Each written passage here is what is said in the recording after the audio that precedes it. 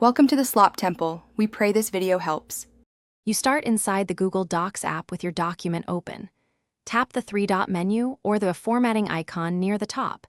This exposes page settings. Once done, choose Page Setup or Page Settings. Android labels vary by version because margins live there. Make sure the doc is editable, otherwise the menu will be limited. This step gets you to the exact controls for margins so you can change values precisely. Now you edit the margin values directly. Tap a margin field, top, bottom, left, or right, and type a numeric value like 0, 5, or 1, depending on inches or centimeters set by your document.